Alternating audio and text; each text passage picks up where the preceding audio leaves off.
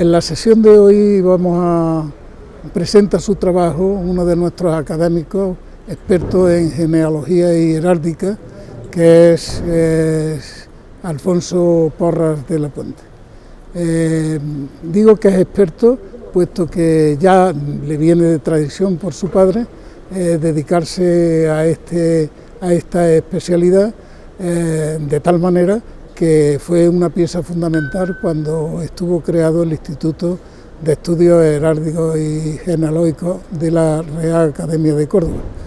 Alfonso Porras de la Puente está vinculado y es académico nuestro por Pedralbes y correspondiente por Pedralbes, y actualmente pues nos encontramos con que sus estudios primarios los hizo del Colegio Arsáiz y luego hizo la licenciatura de Derecho en la Facultad de Derecho de la Universidad de Córdoba.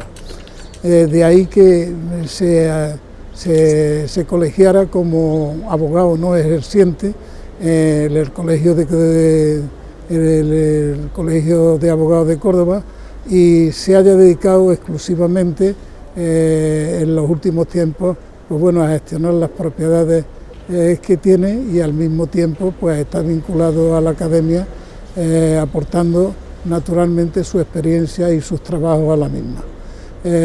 Tiene montones de publicaciones hechas en nuestro propio boletín, y al mismo tiempo pues uno de los grandes conocedores de las casas de los apellidos más rimbombantes que hay en la sociedad cordobesa, a los cuales está dedicando su estudio y su trabajo. En esta ocasión nos va a hacer o a presentar su estudio sobre la familia Mesía, desde el primero de sus ascendientes hasta Nuño de Lara, que es donde le pone la cota determinación. Creo que van a disfrutar.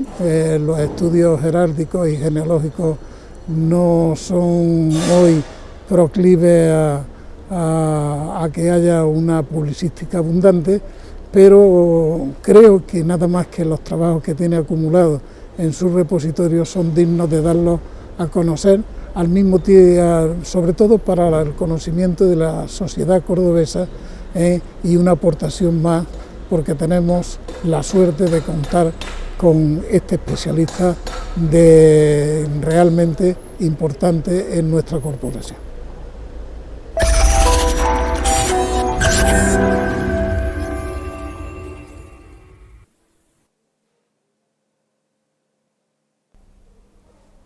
Señoras y señores, compañeros académicos, hoy vamos a hablar de variaciones sobre un tema de Salazar y Castro, Mesía y Carrillo, señores de la Guardia y de Santa Eufemia. Hace unos años, pues iba yo cotidianamente a Madrid, y con tal motivo, pues estuve consultando en la Real Academia de la Historia la colección Salazar y Castro. Como saben, está llena de árboles genealógicos, que era en lo que primeramente me entretenía. Pero luego fui descubriendo que había contradicciones entre los árboles y que había otros árboles que estaban corregidos por una mano, que luego supe que era la de don Luis de Salazar y Castro. Como al mismo tiempo se me fue despertando el interés por otro tipo de documentos que allí había, o sea, por los propiamente documentos, escrituras, acabé cayendo en la cuenta de la razón que justificaba que don Luis corrigiera los árboles. Les voy a poner un ejemplo de Córdoba. Todos conocemos a la célebre escritora doña Leonor López de Córdoba, que pasa por ser la primera escritora. Bien, en sus memorias que se le atribuyen, habla y mucho del que dice que es su suegro, Juan Fernández de Nestrosa. Sin embargo, como saben, válido de Pedro el Cruel, el válido amable. Como saben, bueno, esto no lo saben, esto lo descubrí yo, en los árboles de la colección de Salazar y Castro, cuando se refiere a la familia Nestrosa, pues dice que sí, que el suegro es este. Sin embargo, luego encontré otros dos árboles en que eso estaba tachado. El de la descendencia del maestre Martín López de Córdoba, del padre de doña Leonor, que simplemente lo tacha, y en el de los señores del Turullote, en el cual añade al lado que no, que el padre de Ruy Gutiérrez de Nestrosa es otro. Bueno, ¿y por qué hizo eso Salazar? Pues creo que la explicación está en los documentos que copió luego. Copió la carta de pago de dote, en la que resulta que el marido que cuenta que se casaron hacía 10 años en Carmona, dice que él es hijo de Gutiérrez Díaz de Inestrosa, camarero que fue del rey don Pedro, que Dios perdone, o sea, no es Juan. Y el testamento de doña Leonor pues incide en lo mismo, porque sabemos que tiene 2 hijos varones, uno vivo, que es Martín López, claro, es su padre, el mismo nombre, pero el otro, el que yace enterrado en su capilla, que es la que tiene aquí en San Pablo, es Gutiérrez, claro, como el suegro. Y entonces, corregida que tenemos ya la filiación, y efectivamente tiene razón, el árbol hay que enmendarlo, porque en las memorias que se le atribuyen doña Leonor dice que el suegro es Juan Fernández de Inestrosa, cuando acabamos de demostrar que no lo es. Y este, con ser un asunto interesante, no es el tema de hoy. Lo que me sirve es de introducción para que lo que veramos luego al final, las dudas en la genealogía. Así que volviendo al asunto de hoy, en la colección Salazar y Castro, además de los árboles y de documentos, pues hay pleitos, que son muy interesantes porque, claro, en la controversia el juez falla y suelen ser los tribunales más altos de la nación por la importancia del asunto. Pero también hay el borrador de una historia genealógica de la Casa de Haro, que creo que le encargó el Marqués del Carpio y que no se publicó. Ha sido objeto de 2 publicaciones parciales en el siglo XX, les ahorro los detalles, ya aparecerán en el boletín, y últimamente se puede consultar digitalizada en la biblioteca virtual de la Real Academia, por lo menos 2 de los manuscritos, el de 7 y el de 8, no sé si el Z18 está digitalizado. Bien, sigamos avanzando. La forma de escribir la genealogía no es la misma la que usó Betancourt, que la que, bueno, Francisco Fernández Betancourt, porque realmente no es solo su apellido Fernández Betancourt, que don Luis de Salazar y Castro. Betancourt, en su obra cumbre, la historia genealógica de la monarquía española, genealógica y heráldica, va hablando de cada linaje, fundamentalmente lo que es por varonía, aunque es verdad que también habla de los enlaces, pero no se entretiene en la descendencia de las hijas y las hijas de las hijas. Mientras que si miramos la forma de escribir clásica de la genealogía, que es la de Salazar y Castro, pues tanto en su célebre Casa de Silva como aún más en la Casa de Lara, vemos que sí, que entra en la descendencia de las hijas de las hijas. Bien, eso es lo que sucede en el proyecto de Casa de Haro encargada por el Marqués del Carpio. Y por ello, como la última representante de los Haros señores de la Guardia, que es una rama del linaje de los Haros, casaba con Diego Mesía, que luego fue segundo señor de la Guardia, pero ya por merced enriqueña, claro, tuvo que estudiar a los Mesía Carrillo. ¿Y qué sucede aquí? Pues, como hemos dicho, que mi idea, como están viendo ustedes, habría sido coger la genealogía que aporta Salazar de los Mesía y de los Carrillo, en tanto que descendientes de los Haros, y añadirle las noticias que había en la documentación, porque compruebo con agradable sorpresa que en los documentos que ha recopilado hay muchísimas noticias muy interesantes que Salazar no ha incorporado al árbol genealógico. Puede ser porque no dejan de ser un aspecto secundario dentro de la Casa de Haro, los Mesía y los Carrillo, o por cualquier otro motivo.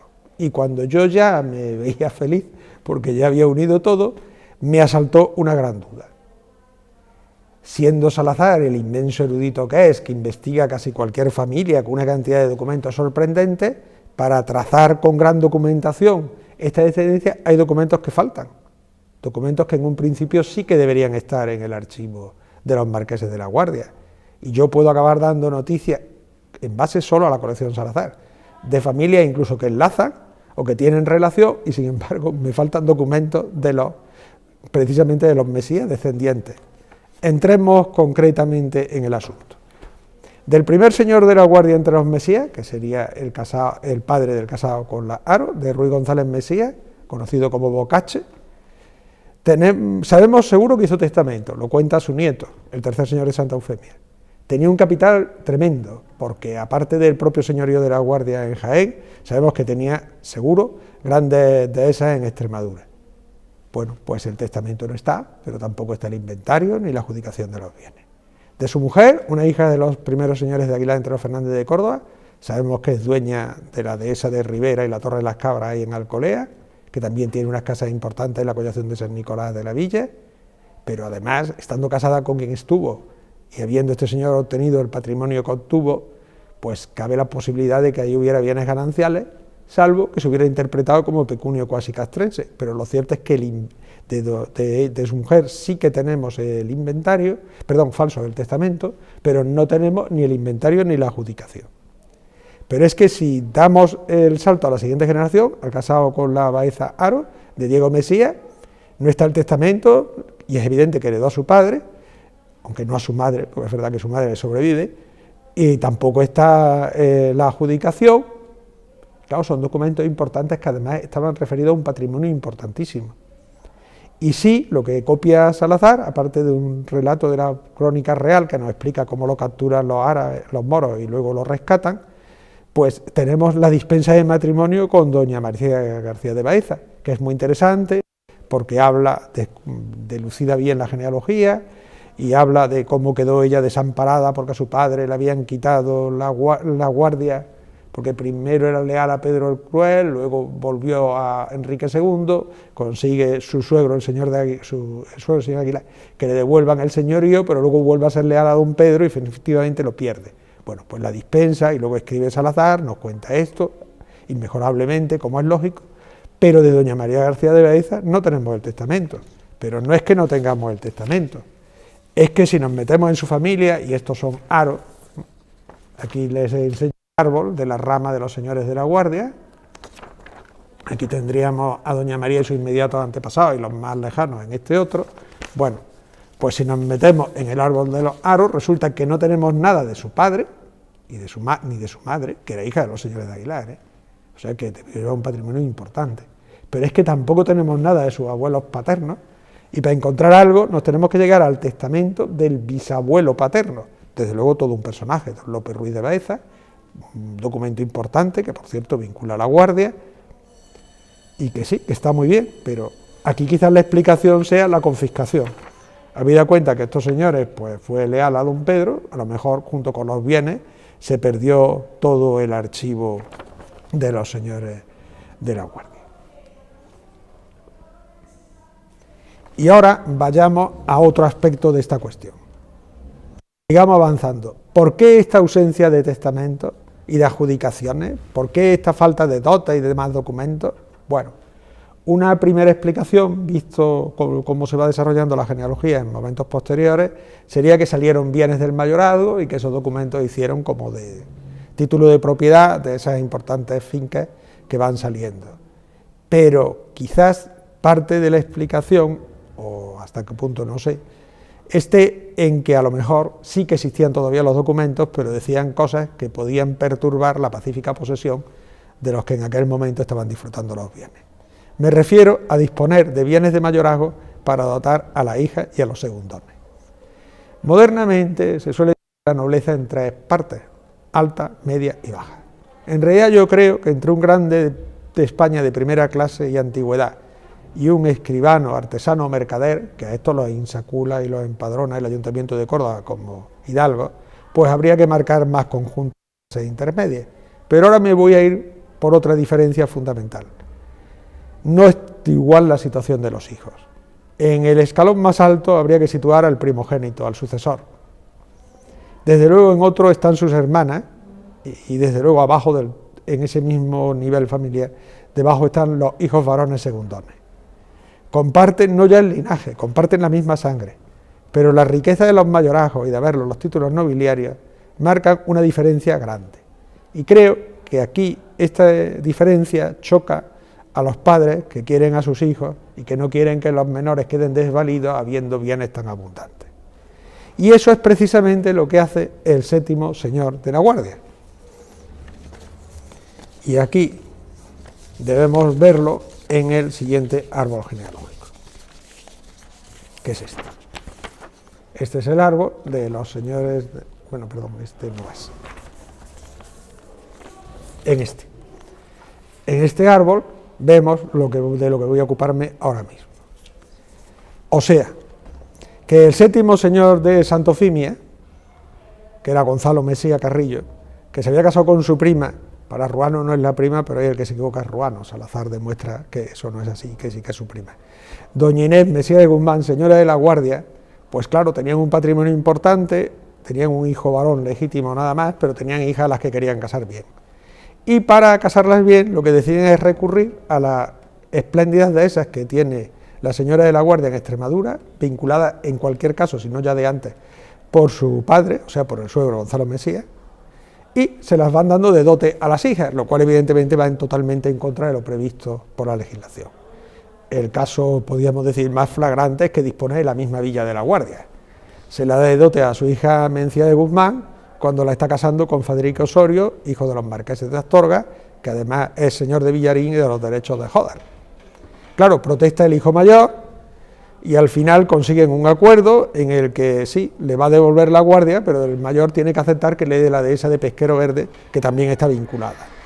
Pero es que aún peor había podido ser cuando acordaron el matrimonio de su hija, doña María Mesía, o doña María Carrillo, con don Alonso de Cárdenas, hermano segundo del que luego fue duque de Maqueda.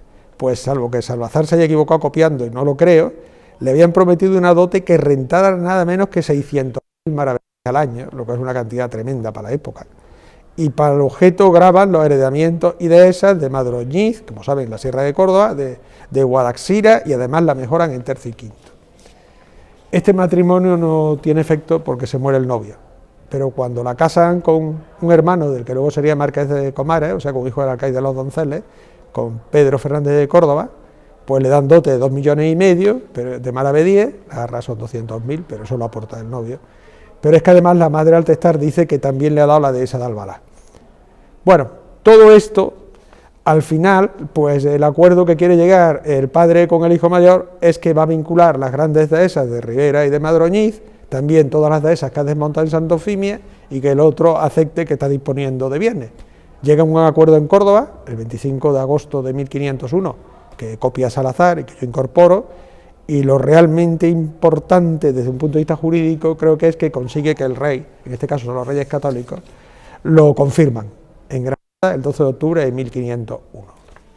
Bueno, hemos visto una generación que estaría en el árbol, que sería esta, en la que ese lío ha estado, pero es que el que ha estado protestando de que sus padres hagan eso es exactamente lo que hace él. O sea, don Rodrigo Mesía Carrillo, cuando se queda huérfano de padre y vive todavía su madre, lo conocemos porque ahora el que protesta es el primogénito de él, que se llama igual, pues el primogénito dice que su padre lo ha echado del señorío porque tiene forzada y secuestrada a su abuela, a la que le está obligando a hacer un testamento abiertamente ilegal para poder disponer de bienes de mayorazgo. Se presenta la comitiva en Santa Eufemia, le dicen al señor que tiene que salir y dejarles solo, y efectivamente la señora declara que sí, que ha hecho un testamento en contra de su voluntad, que lo revoca, que el testamento de verdad es el que tiene el nieto, y que ella quiere que se cumpla en todo y por todo lo acordado con los reyes católicos. Bien, pues acaba muriendo la señora de la Guardia, la hereda el hijo que ha querido hacer lo que acabamos de ver, y el hijo, no contento con esto, cuando el que testa es él, dice que no, que todo eso está equivocado, que realmente el único que está vinculado es la Guardia y Santa Eufemia, y que de lo demás se puede disponer, y además dispone. Y entonces, para dotar a sus hijos varones no mayores, pues lo que hace es que él quiere sacar de lo que sabemos que es mayorazgo, pues quiere sacar la dehesa de Madroñiz, quiere sacar también la dehesa de Ribera, quiere disponer de dehesas de Santa Eufemia, etcétera, etcétera. Aquí comenta Salazar que aunque hubo pleito, y en un primer momento le fue mal al hijo mayor, al final lo acabó ganando. En realidad yo he leído en un porcón de la Biblioteca Nacional, que aquí les cito, que hubo una serie, que es cierto lo de Madroñiz y Ribera, eso es como lo dice Salazar, sí, pero que hay una serie de dehesas en el término de lo que habría sido el señorío de Santa Eufemia, las llamadas dehesas de los tíos, que esas sí que acabaron dotando rama segundona de los Mesías. Concretamente se le sigue el rastro en una rama que refundió a los marqueses de Fuentes. Bueno, y estos líos disponiendo de bienes que no podían disponer, aunque el motivo en el fondo a mí me parece bastante... ¿pasaban solo en los Mesías Carrillo? Pues no. Aunque hoy no vamos a entrar en el asunto, en la misma colección Salazar y Castro, ese primogénito, el último primogénito que hemos dicho que protesta, se había casado con doña Mayor de Fonseca, que acaba heredera universal de su padre, pese a tener una hermana mayor, doña María de Fonseca, casada con el marqués del Cenete. Y Salazar copia un espeluznante pleito que explica que el padre de ambas, don Alonso de Fonseca, era un maltratador, supino, que ustedes se puedan imaginar, pero de eso habría que ocuparse otro día porque hoy no nos acabaremos. Les vuelvo a incidir, incluso de familia secundaria hay a veces una riqueza de noticias fantástica y en cambio aquí nos faltan documentos primarios. Bueno, esto se acrecienta más aún con los Carrillo. Cierto que aquí, claro, estamos en una época totalmente medieval, la documentación suele escasear. Salazar ha copiado del primer señor de Santofimia, que es el nombre que se le da en la documentación en aquella época, que está aquí, ha copiado, siempre es poco, pero bueno, para lo que suele ser, ha copiado documentación, sí, y sobre todo un testamento interesantísimo. Y también ha copiado el testamento del cuarto señor de Santa Eufemia, de Pedro Carrillo, que además sabemos que es su bisnieto porque el propio Pedro Carrillo lo cuenta en su testamento. Pero de los señores de Santa Eufemia intermedios, del segundo y del tercero, realmente la ausencia de documentación es desalentadora. Del segundo, antes de serlo, tenemos un deslinde que hace en nombre de su padre entre los términos de Santa Eufemia, que es como entonces se llama Santa Eufemia, y de Chillón, y no hay más. Nuestro compañero Manuel Nieto Cumplido, tan generoso como siempre, me ha dado dos documentos magníficos que ayudan a paliar un poco el hueco. Uno es la carta de pago de dote de María García, hija del segundo señor, que estaba casando con Vasco Alfonso de Sousa, que es, como sabemos, el dueño de Castillo Anzur, que luego cambia por Almenara, y el otro es el testamento del obispo don Pedro, otorgado, que fue obispo de Astorga, y en ese momento era obispo de Burgos, que lo otorga en Aviñón el 26 de enero de 1931. Es sumamente interesante y ahora veremos cómo cambia la perspectiva. Entonces, en base a esta documentación, el testamento del primer señor de Santa Eufemia y los dos documentos de Nieto, hemos podido cambiar lo que se sabe en tres sentidos. El primero, Fernández de Betancourt, al escribir sobre el primer señor de Aguilar, entre Fernández de Córdoba, dice que su mujer, Mari García, o doña María García Carrillo, era hija del señor de Villaquirán de las Infantas, Pedro Ruiz Carrillo, y nieta del primer señor de Santa Eufemia. Esto no es verdad. El testamento del primer señor de Santa Eufemia demuestra que tuvo dos hijos llamados Pedro Carrillo. El mayor es el obispo, o sea, don Pedro Fernández, que fue obispo de Astorga y que luego obispo de Burgos, y que, como bien dice Nieto, debió tener unas grandes relaciones en Aviñón, porque uno de los testigos que va a ejecutar su testamento fue luego papa. Y el otro es un comendador de la orden, es Fray Pedro Ruiz Carrillo, comendador de priego en la orden de Calatrava, que tenía voto de castidad, que había muerto antes y que lo que había dejado eran bastardos. Nada de esto encaja como para que ese Pedro sea el padre de la señora de Aguilar. Digamos de paso que también escribe que esta señora fue dueña de Villaquirán de las Infantas, y en la colección Salazar tenemos que no, que el hijo de esta señora, el que luego primer señor de Baena, es el que está comprando Villaquirán, bueno, siendo ya señor de Baena, es el que está comprando Villaquirán de las Infantas a sus primos. Bien, sigamos para adelante. En el mismo primer señor de Santa Eufemia, el testamento dice que su hija Beatriz Fernández, doña Beatriz Fernández, le ha dado todo lo que tiene en Palma del Río. Esto me hizo pensar que esta sería la que casa con el almirante Micer Ambrosio de Bocanegra, segundo señor de Palma del Río. Pero debe ser distinto el asunto, porque el testamento facilitado por Nieto, el de don Pedro Carrillo, llama como heredero, si no es su hermano varón, el segundo señor, llama a su sobrino Pedro de Cabrera. Y entonces, al mirar la genealogía de Pedro de Cabrera, lo que descubrimos es que es hijo de Arias de Cabrera, seguramente es hijo de don Arias de Cabrera, primer señor de Torres Cabrera, y de la mujer de este, que es precisamente doña Beatriz Fernández, cuyo linaje dice Ruano que es muy ilustre, pero que no lo conoce. Pues bien, postulo que precisamente es esta, y por lo tanto la señora de Palma la vamos a dejar donde se le ponía antes. Y otra cosa más novedosa ya, pero que deja clara el testamento del primero de Santa Eufemia, es que otra de sus hijas fue doña Sancha Díaz, o doña Sancha Díaz Carrillo, que es la que casa con Pedro Iñiguez, o en la época Yeguénez, de Cárcamo, dueño del Aguilarejo. Pasemos al segundo señor de Santa Eufemia. Ya les he contado que no tenemos documentación en la colección Salazar y Castro para marcar su filiación o su matrimonio. En base a lo que le hemos citado, creo que podemos suponer que fue su hija la casada con el señor de Palma del Río, y en base a la documentación de Nieto es seguro que fue su hija la casada con Vasco Alfonso. También tenemos seguro que su mujer se llamó, claro, el problema es si casó más veces, pero bueno, hasta donde sabemos, que su mujer fue doña Juana Fernández y que era hija de los segundos señores de Cañete, en concreto del primer matrimonio del segundo señor. Pasemos al tercer señor de Santa Eufemia, Fernán Díaz Carrillo. No tenemos documentos. Hay solo una cita de Ramos en la casa de Aguayo que dice que ha visto en los documentos antiguos que su mujer era Teresa Carrillo, pero el documento no lo cita. Y por el contrario, los genealogistas lo casan con doña Mencía López, con una interpretación que ahora combatiremos, por lo menos la pondremos en duda, del testamento del primer señor de Santa Eufemia, y precisamente cuando está anotando la genealogía de esta señora, como que hacen hija de los señores de los Cameros, que sería otra rama de los Aros, Salazar y Castro apostilla, dúdolo mucho. Y efectivamente, en el testamento, él probablemente lo está diciendo porque no le encaja con el nivel de los señores de los Cameros. Pero es que también, si leemos el testamento, y ese sí lo tenemos, del primer señor de Santa Eufemia, pues cuando vincula Santa Eufemia y las casas principales de Córdoba, al hacer los llamamientos, llama primero a su hijo mayor varón, el alcalde Gómez Hernández, que como sabemos fue luego segundo señor. Luego llama a Diego Díaz, que es el nieto mayor, hijo de este. Dice, si fuere vivo, entonces que lo haya y que lo herede. Y si no, otro hijo de su hijo, que esté vivo y que no sea lego. Y por defecto llama a cualquier otro descendiente varón legítimo. Y ya, aún después, cuando llama a Fernán Yáñez, que aquí no es Yáñez, sino que es Yeguenes, está mal copiado, que este efectivamente es un cárcamo. Es decir, está llamando a los varones que conoce, que estén en ese momento vivos y que no sean legos. Claro, si la manda referida a Mencía López, que dicen que es madre de su bisnieto Pedro, se estuviera refiriendo a la mujer del nieto, pues entonces ese bisnieto habría aparecido aquí en los llamamientos, y aquí en los llamamientos no está nombrado.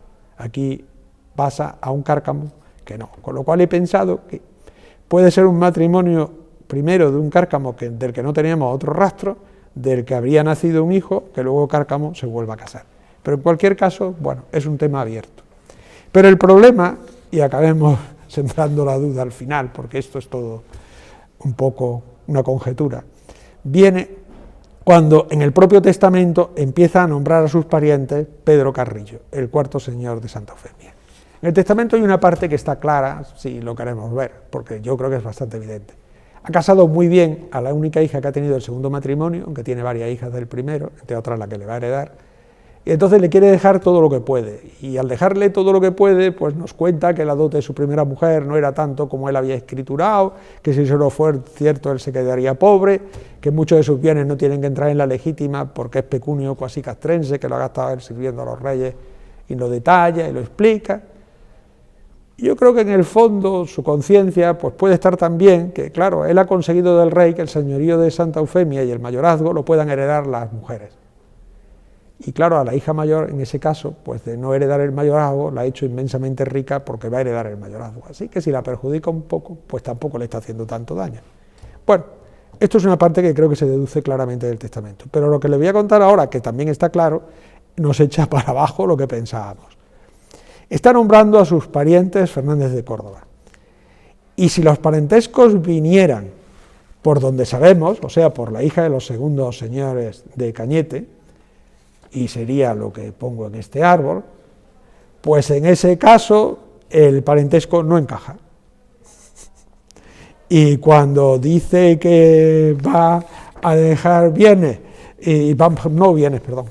cuando nombra a su primo el alcaide Martín Fernández, que obviamente es el alcaide de los Donceles, pues según el árbol no es su primo, el alcaide es su tío.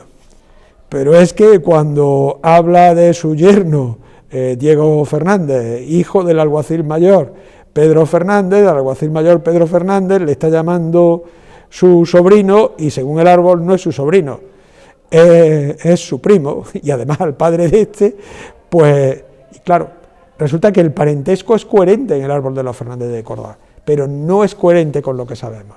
¿Qué pasa aquí? Pues es una hipótesis, pero yo creo que estamos viendo la sombra del linaje de su madre, que es de la señora de la que no conocemos realmente la filiación.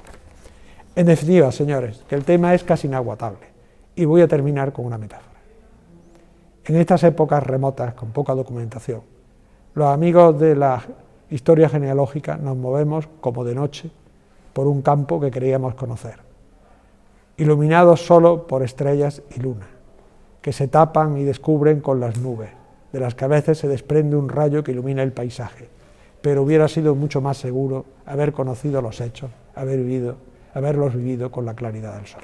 Muchas gracias.